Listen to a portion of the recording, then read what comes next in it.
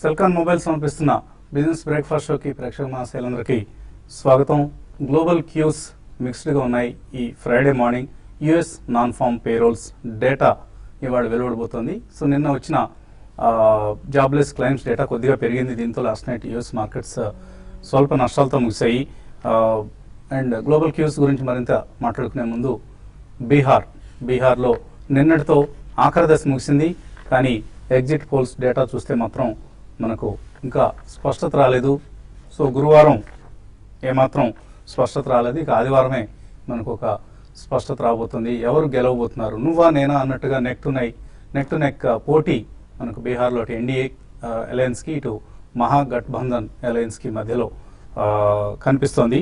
So 6 exit polls నిన్న 6 సంస్థలు exit polls నిర్వహిస్తే ఇందులో 4 సంస్థలు నితీష్ కుమార్ ఆధ్వర్యంలోని మహాకూటమికే కొంత స్వల్ప మెజారిటీ వచ్చే అవకాశం ఉందని అంచనా వేస్తే టుడేస్ చాణక్య ఇది చాలా ఒక కీలకమైన ఎగ్జిట్ పోల్ నిర్వహించే సంస్థ. సో టుడేస్ చాణక్య అనే సంస్థ మాత్రం ఎన్డీఏకి 155 సీట్లతో అధికారం దక్కుతుంది అంటూ అంచనా వేసింది. సో ఎవరు కరెక్ట్ అవుతారు అనేది ఎల్లుండే మనకు స్పష్టం కాబోతుంది. బట్ ఇప్పటిదాకా ఉన్న మెజారిటీ అభిప్రాయం ప్రకారం చూస్తే నితీష్ కుమార్ బహుశా 3వ ముఖ్యమంత్రి అయ్యే అవకాశాలు కనిపిస్తున్నాయి. బీహార్ అధికార పీఠాన్ని ఎక్కే అవకాశాలు కనిపిస్తున్నాయి. ఈ నేపథ్యంలో మార్కెట్స్ ఇప్పటికే of course stock markets Bihar సస్పెన్స్కు తెరపడక ముందే రియాక్ట్ అయిపోయాయి. వాస్తవ ఫలితాలను ఇప్పటికే దాదాపుగా డిస్కౌంట్ చేశాయని చెప్పుకోవచ్చు. నితీష్ అధికారంలోకి వస్తారన్న అంచనా మార్కెట్స్లో ఎక్కువగా ఉండటం వల్ల నిన్న నిఫ్టీ మనం 7955 దగ్గర 85 పాయింట్ల నష్టంతో క్లోజ్ కావడం కూడా చూసాం.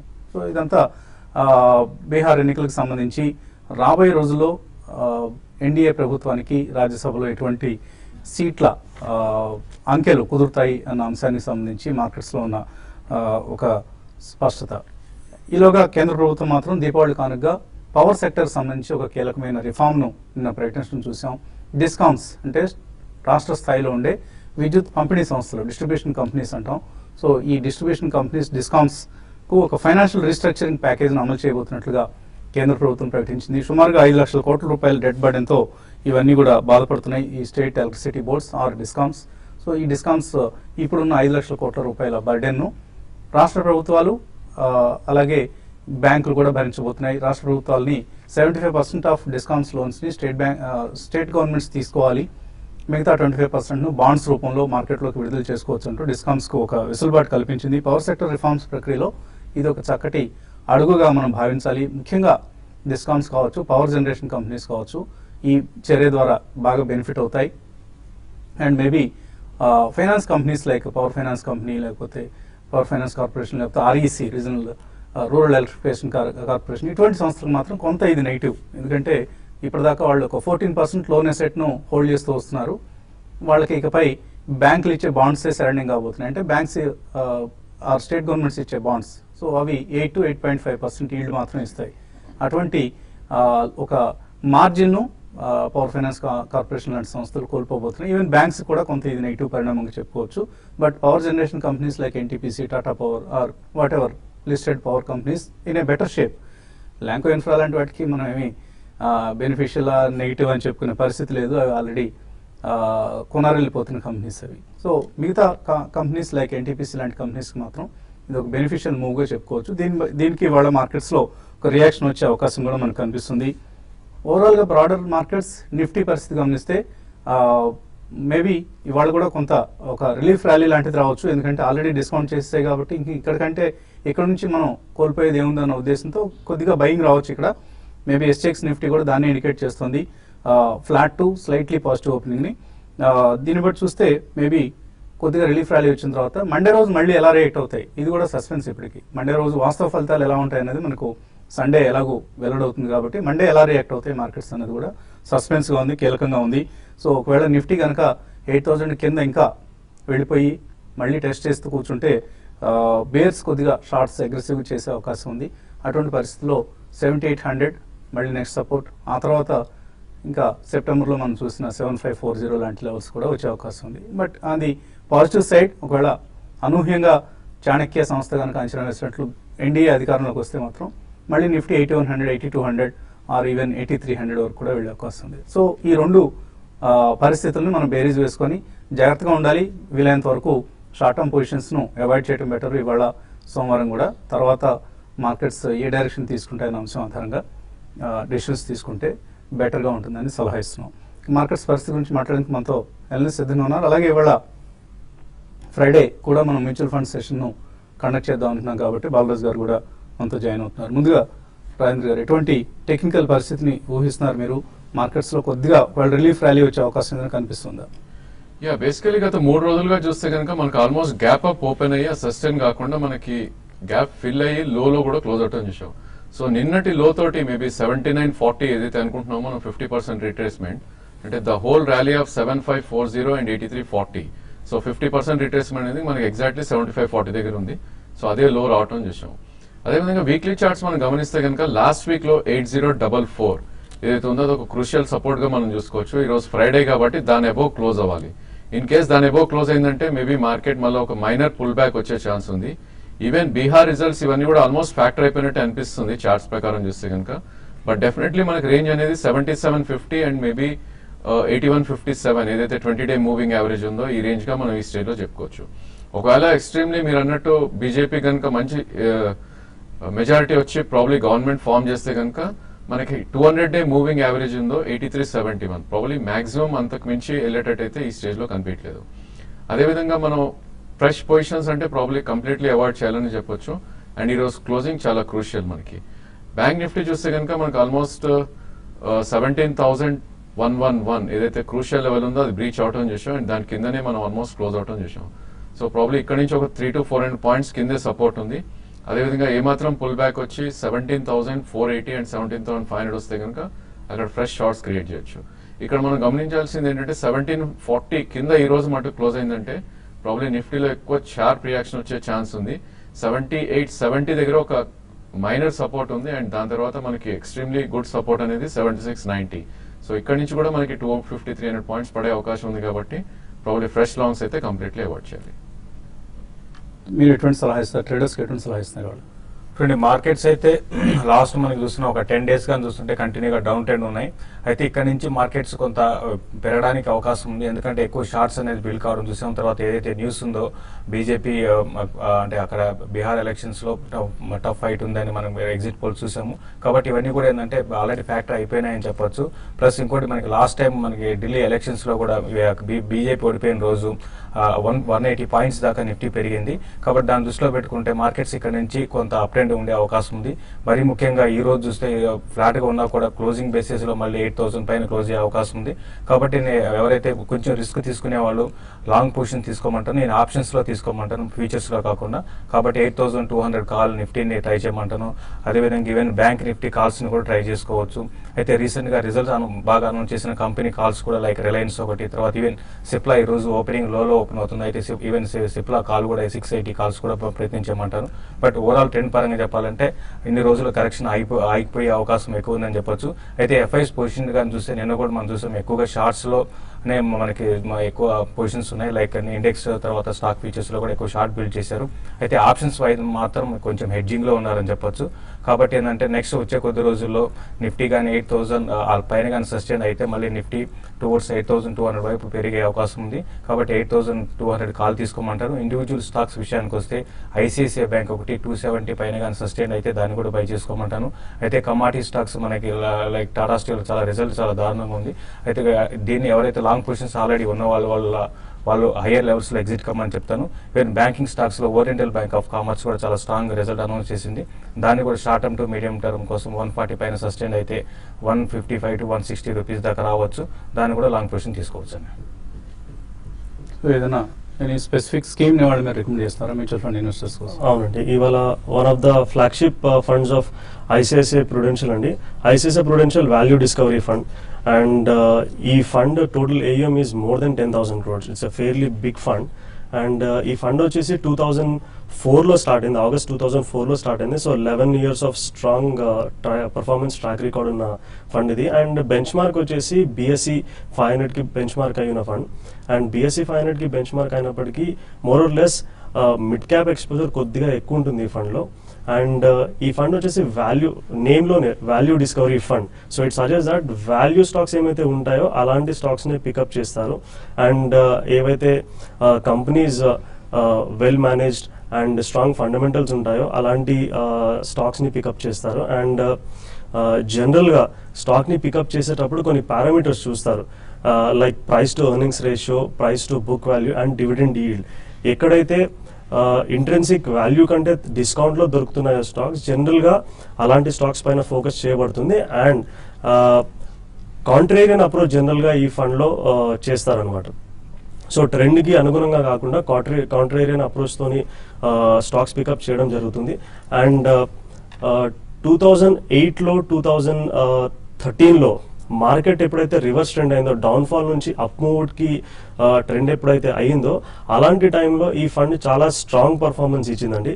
అండ్ లాస్ట్ 1 year రిటర్న్ చూస్తే కనుక 10.3% is last 1 year return. Last 3 years లో 28.58% compounding return, 5 years లో 16.51% and 10 years లో 20.21.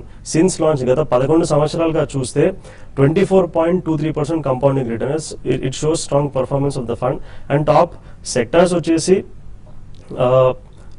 టాప్ హోల్డింగ్స్ వచ్చేసి NTPC, HDFC bank, Larsen and Toubro, Reliance Industries and Wipro. ఎవరైతే 1 lakh ఇన్వెస్ట్మెంట్ చేశారో 2004లో, 11 years తర్వాత it has grown almost 11.5 times, 11,41,000 is the current value. And ఎవరైతే తక్కువ వాలిడిలిటీతోని డీసెంట్ రిటర్న్స్ అండ్ ఎర్న్ చేయాలనుకుంటారో they can have exposure to this fund. Around 15 to 20% can be the exposure in the portfolio. అలాగే 2 stocks in news ఇవాళ మనం గమనించాలి. IDFC bank ఇవాళ list కాబోతోంది. ఐడిఎఫ్సి ప్రమోట్ చేసిన bank, one of the very few licensees RBI నుంచి కొత్త private బ్యాంక్స్కు లైసెన్స్ పొందిన ఐడిఎఫ్సి బ్యాంక్ ఇవాళ లిస్ట్ కాబోతుంది. సో ఏ ప్రైస్ దగ్గర లిస్ట్ అవుతుంది అనేది ఒక ఆసక్తికరమైన అంశం.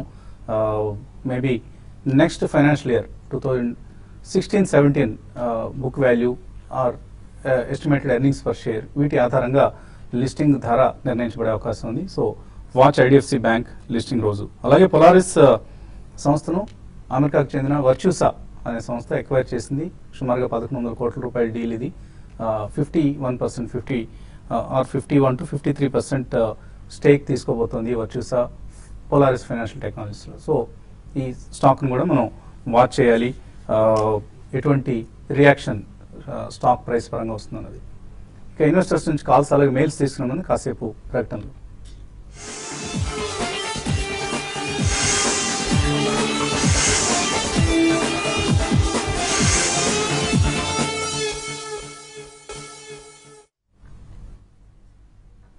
సెల్కాన్ మొబైల్ సమర్పిస్తున్న బిజినెస్ బ్రేక్ఫాస్ట్ షోకి తిరిగి స్వాగతం. కాలర్స్ లైన్ ఉన్నారు. మొదటి కాలర్ విజయవాడ నుంచి Nalini. Hello. Hello, good morning Vasant garu. Morning అండి. సార్, యాక్సిస్ బ్యాంక్ ట్రేడింగ్ కోసం తీసుకున్నాను 3 days కోసం. ఏంటి పొజిషన్? ఎక్స్ట్రా అయిపోమంటారా, వచ్చేయమంటారా? Axis bank long position hold చేయొచ్చా? యాక్సిస్ బ్యాంక్ విషయానికి వస్తే ఇది మనకి రిజల్ట్ బాగాలేనప్పటి నుంచి 520 లెవెల్స్ నుంచి మనకి 460 రూపీస్ దాకా రావడం చూసామండి. అయితే అరౌండ్ 460 దగ్గర చాలా స్ట్రాంగ్ సపోర్ట్ ఉంది. ఒకటి 480, ఒకటి 460. కాబట్టి ప్రస్తుతం అయితే మీరు హోల్డ్ చేయండి. మీరు ఏమాత్రం ర్యాలీ వస్తే మళ్ళీ క్లోజర్గా 480 ఆ లెవెల్కి వచ్చినప్పుడు దీంట్లో నుంచి ఎగ్జిట్ కాండి. దీనికన్నా బాగా రిజల్ట్ అనౌన్స్ చేసిన ఐసిఐసిఐ బ్యాంక్ని మళ్ళీ ట్రేడింగ్ కోసం మీరు బ్యాంకింగ్లోనే ఉండాలంటే మాత్రం ఐసిఐసిఐ బ్యాంక్ని పొజిషన్ తీసుకోమంటాను. ఇదైతే సెల్ అండ్ ర్యాలీస్ అంటే హయ్యర్ లెవెల్స్లో ఎగ్జిట్ కమ్మని చెప్తాను. క్లోజర్గా 480 దాకా వస్తే మీరు ఎగ్జిట్ కమ్మని చెప్తాను. తర్వాత కాలర్ విశాఖపట్నం నుంచి శ్రీనివాస్. హలో. హలో సార్, ఇది చెన్నై పెట్రోలియం కార్పొరేషన్ ఏమో 244లో 400 షేర్స్ ఉన్నదండి. ఇప్పుడు ఏం చేస్తారు? హోల్డ్ చేయాలా, ఎగ్జిట్ అవ్వాలా? చాలా వీక్ రిజల్ట్ వచ్చింది నిన్న చెన్నై పెట్రోలియం. ఈ స్టాక్ మీరు చూస్తే కనుక గత 6 నెలలుగా స్టాక్ 60 రూపీస్ నుంచి ఆల్మోస్ట్ 240 దాకా పెరగటం చేసాం. సో ఆల్మోస్ట్ మీరు హై ప్రైస్ లో తీసుకున్నారు. సో ఈ స్టేజ్ లో మీరు హోల్డ్ చేయాలండి. ప్రాబ్లీ 2 to 3 quarters మీకు వ్యూ ఉండాలి. సో 185, 190 మధ్యలో ట్రేడ్ అవుతుంది. బట్ దీనికి 4 month లో ఏదైతే ఉందో 174 అనేది ఒక గట్టి సపోర్ట్. సో ఇలాంటి స్టాక్స్ మీరు ఈవెన్ యావరేజ్ కూడా చేయొచ్చు. మేబీ 170, 175 మధ్యలో వస్తే మీరు యావరేజ్ చేయండి. అదేవిధంగా మీరు స్ట్రిక్ట్లీ స్టాప్ లాస్ 163 దగ్గర పెట్టాలి. అండ్ మార్కెట్ ఏమాత్రం పుల్ బ్యాక్ వచ్చి 210 నుంచి 225 మధ్యలో వస్తే కనుక మీ పొజిషన్ ఎగ్జిట్ అయిపోతుంది. తర్వాత కలర్ గుప్తా హైదరాబాద్ నుంచి. హలో. సార్, బాబాయ్ గారు మాట్లాడాలి. అడగండి. అది ఏజ్ 61 ఇయర్స్. ఓకే. ఏ పని చెప్పినా ఏం చెప్పినా అని అందరికీ పిల్లల కోసం ఫర్దర్ కోసం అని చెప్తున్నారు. ఇప్పుడు మా ఏజ్ వల్ల కనీసం రేపు ఫర్దర్ మా పరిస్థితి ఏంటి, ఎట్లా ఇన్వెస్ట్ చేస్తే బాగుంటుంది, ఏం సంగతి అనేది. Sure sir. ఇప్పుడు మీకు పెన్షన్ వస్తుందా అండి? సార్ ఉన్న ఇన్వెస్ట్మెంట్ ని ఏదైనా ఫర్దర్ ఉపయోగపడ్డట్టు వాడుకోవాలని చెప్పేసి. ఓకే. జనరల్ గా రిటైర్మెంట్ అయిన వాళ్ళు కానీ రిటైర్మెంట్ కి దగ్గరగా ఉన్న వాళ్ళు కానీ ఈక్విటీ ఎక్స్పోజర్ అధికంగా తీసుకోకూడదండి. Probably 20 to 30% overall equity exposure is fine. So ఇందులో రెండు రకాలు, మనం ఓవరాల్ గా మన దగ్గర కార్పస్ ఏమైతే ఉంటుందో అట్లీస్ట్ ఒక 25 to 30% ఈక్విటీ మ్యూచువల్ ఫండ్స్ లో పెట్టుబడి పెట్టుకుని, ఎస్పెషల్లీ బ్యాలెన్స్డ్ ఓరియంటెడ్ ఫండ్స్ లో పెట్టుబడి పెట్టుకుంటే మనకు రిస్క్ కూడా కొద్దిగా తక్కువగా ఉంటుంది, రిటర్న్స్ కూడా డీసెంట్ గా వస్తాయి. అండ్ ఈక్విటీ పోర్షన్ కి ఏమైతే డబ్బు కేటాయిస్తామో మనము 5 సంవత్సరాల వరకు దాన్ని టచ్ చేయకుండా ఉండాలి. అండ్ మిగతా 70% అమౌంట్ ఏమైతే ఉంటుందో మనము చాలా సమ్మిట్స్ లో కూడా మాట్లాడుకున్నాము, అది డెట్ మ్యూచువల్ ఫండ్ లో పెట్టుబడి పెట్టి సిస్టమాటిక్ విత్డ్రావల్ ప్లాన్ ద్వారా మీకు రెగ్యులర్ గా ఇన్కమ్ వచ్చేటట్టు చూసుకోవచ్చండి. ఇలా చేయడం వల్ల జనరల్ గా ఫిక్స్డ్ డిపాజిట్ లో పెట్టుబడి పెడుతూ ఉంటారు, ట్యాక్స్ పోయిన తర్వాత 6-6.5% వస్తుంది. ఈ విధంగా equity 25-30% and debt mutual funds లో ఒక 75% to 70% పెట్టుబడి పెట్టుకుంటే దాదాపు ఒక 10 నుంచి 10.5% వరకు రాబడి రావడానికి అవకాశం ఉంటుంది. అట్లాగే ఇన్ఫ్లేషన్ ని కూడా మనం బీట్ చేసినట్టు వీలవుతుంది. తర్వాత వీరాంజనేయులు చీరాల నుంచి. హలో హలో నమస్కారం అండి. నమస్తే, అడగండి. బాదాజు గారిని ఒక ప్రశ్న అడగాలనుకుంటున్నాం అండి. చెప్పండి. మరి అంతకు ముందు unit trust of India master plus ఉండేయండి, అవి మేమే అమ్మలేదు, వాళ్ళు లీడర్షిప్ ఫండ్ లో మమ్మల్ని మార్చారు. అవి మేము మళ్ళీ మాకేమైనా లీడర్షిప్ ఫండ్ సర్టిఫికెట్ లేదు, పంపలా. మేము అమ్మాలనుకున్నప్పుడు ఎట్లా చేయాలి దాన్ని? ఏ ఫండ్ అండి? Master plus, UTI master plus. UTI master plus UTI equity కింద కన్వర్ట్ అయిందండి. సో మీరు పర్టికులర్ ఏఎంసీని కాంటాక్ట్ చేస్తే దే విల్ హెల్ప్ యూ అండి. మీకు ఆ ఫోలియో నెంబర్ ఏమైతే ఉంటుందో ఆ ఫోలియో నెంబర్ ఇస్తే మీకు కన్వర్ట్ ఎంత అయింది అండ్ యూనిట్స్ ఎంత ఉన్నాయనేది చెప్తారు, and you can also come out of that fund. Okay అండి. అలాగే ఈమెయిల్ సందేహాలు కూడా వచ్చాయి. కార్తికేయ అడుగుతున్నారు, పీసీఎస్ సెక్యూరిటీస్ వారు స్టార్ట్అప్ స్మాల్ ఇన్వెస్టర్స్కి ఏ సర్వీస్ ఇస్తారు? స్టార్ట్అప్స్కి ఏం సర్వీస్లు ఎవరండి? PCS securities is a stock broking company. So వాళ్ళు ఓన్లీ ఇన్వెస్టర్స్కి అవసరమైన షేర్లు కొనిపెట్టడం, అమ్మిపెట్టడం, ఈ లావాదేవీలు మాత్రమే నిర్వహిస్తారు, అంతకుమించి వేరే ఏం చేయరు. ఆయన జేపీ అసోసియేట్స్ హోల్డ్ చేస్తున్నారు 50 రూపాయల్లో. లాంగ్ టర్మ్ కోసం ఎలా ఉంటుంది అది? డెఫినెట్లీ ఇలాంటి స్టాక్స్ లాంగ్ టర్మ్ కి ఐ థింక్ ఇన్వెస్ట్మెంట్ కి ఇట్ వాంట్ ఫెచ్ అండి. బేసికలీ మనం గత కొన్ని రోజులుగా చెప్తున్నాం, ఇన్ఫ్రాస్ట్రక్చర్స్ అనేవి మనం కంప్లీట్లీ అవాయిడ్ చేయాలి. ఓన్లీ గవర్నమెంట్ వాళ్ళ ఫండింగ్ కోసం చూడాలి. బట్ ఏమాత్రం ఈ స్టేజ్ లో అయితే హోల్డ్ చేయండి. ఆల్మోస్ట్ బాటమ్ అయితే అయిపోయినట్టు అనిపిస్తుంది చార్ట్స్ ప్రకారం. 8 రూపీస్ లో రావటం చేసాం. బట్ డెఫినెట్లీ ఇది 6 months హై ఏదైతే ఉందో 1860 నుంచి 1920 మధ్యలో వస్తే మీరు ఒకసారి ఎగ్జిట్ అయిపోవాలి. శ్రీకర్ గౌడ్ అడుగుతున్నారు, Kajaria ceramics, Pidilite, JAC housing already hold చేస్తున్నారు, ఎస్కేఎస్ మైక్రో కూడా హోల్డ్ చేస్తున్నారు, గ్రాన్యూల్స్ ఇవన్నీ బీహార్ రిజల్ట్స్ తర్వాత 1 year కోసం హోల్డ్ చేయొచ్చు, అలాగే కొనుక్కొని యాడ్ చేసుకోవచ్చు. ఇంకా ఇప్పుడు మీరు చెప్పిన లిస్ట్ అన్ని కూడా మంచి స్టాక్స్ ఏనండి, అన్ని కూడా డిక్లైన్స్ లో మీరు యాడ్ చేసుకోమని చెప్తాను. బట్ మార్కెట్ లో కరెక్షన్స్ లో యావరేజ్ చేసుకోండి. బట్ ఇప్పుడైతే వీటిలో కూడా కొంచెం డౌన్ సైడ్ ఉన్నా కూడా కొంచెం 5 to 6% డౌన్ సైడ్ లో ఆగిపోయే అవకాశం ఉంది. అన్ని కూడా లాంగ్ టర్మ్ కి హోల్డ్ చేయదగ్గ స్టాక్స్ ఏనండి. ప్రసాద్ రావు అడుగుతున్నారు, క్లారియంట్ కెమికల్స్ ఇది 920 రూపాయలు హోల్డ్ చేస్తున్నారు. ఫండమెంటల్ ఎటువంటి కంపెనీ ఇది? క్వార్టర్ ఆన్ క్వార్టర్ ప్రాఫిట్స్ చాలా వేరీ అవుతూ ఉన్నాయి, ఫ్లక్చుయేట్ అవుతూ ఉన్నాయి, ఏం చేయాలి? క్లారెంట్ కెమికల్స్ అయితే ఫండమెంటల్లీ బాగానే మంచి కంపెనీ అనేది. మీరు అన్నట్టుగా క్వార్టర్ అండ్ క్వార్టర్ రిజల్ట్ పరంగా చెప్పాలంటే కొంచెం వోలటాలిటీ రిజల్ట్ అనేది ఒకసారి క్వార్టర్లో బాగా రావడం, క్వార్టర్లో బాగా రాకపోవడం చూసాము. నిన్న కూడా రిజల్ట్ కొంచెం వోలటాలిటీలో దృష్టిలో పెట్టుకుంటే స్టాక్ కూడా మనం చూసాం హై నుంచి బాగా కరెక్ట్ అయింది. బట్ లాంగ్ టర్మ్ కోసం డెఫినెట్గా క్లారెంట్ కెమికల్స్ మీరు హోల్డ్ చేసుకోవచ్చు. డౌన్ సైడ్ పెద్దగా ఉండకపోవచ్చు, ఆల్రెడీ కరెక్ట్ అయింది కాబట్టి మీరు లాంగ్ టర్మ్ కోసం క్లారెంట్ని హోల్డ్ చేయమని చెప్తాను. కేఎస్ మూర్తి, ఎన్డీఏకి వ్యతిరేకంగా ఎగ్జిట్ పోల్ రిజల్ట్స్ వచ్చాయి కాబట్టి ఏదైనా స్టీప్ కరెక్షన్ ఉంటుందా? ఎటువంటి షేర్లు రికమెండ్ చేస్తారు మీరు ఈ సమయంలో కొనుక్కోవడానికి? కరెక్షన్ అంటే ఆల్రెడీ మనకి నేను స్మార్ట్ మనీ ఏదైతే ఉందో ఆల్రెడీ మనకి షార్ట్స్ పొజిషన్స్ క్రియేట్ అవడం చూసామండి. ఎందుకంటే నిన్ననే 100 points నిఫ్టీ పడింది కాబట్టి ప్రాబ్లీ 7940 కింద క్లోజ్ అవుతే ఇంకో 100-150 points కరెక్ట్ కావచ్చు. సో ఇలాంటి టైంలో స్ట్రాంగ్ చార్ట్స్ ఏవైతే ఉన్నాయో వాటిని పిక్ చేయాలండి. అయితే మిడ్ క్యాప్ స్పేస్ లో డిష్మెన్ ఫార్మా ఒకటి చాలా స్ట్రాంగ్ గా ట్రేడ్ అవుతుంది. ఈవెన్ దో నిన్న మార్కెట్ 100% పెరిగిన 100 points పడినప్పటికీ ప్రాబ్లీ స్టాక్ మనకి ఆల్మోస్ట్ 0.5% అప్ క్లోజ్ అవుట్ చూసాం. సో ఈ స్టాక్ ఏమాత్రం కరెక్షన్ వచ్చి 5 to 10% కరెక్ట్ అవుతే ఈ స్టాక్ పిక్ చేయొచ్చు.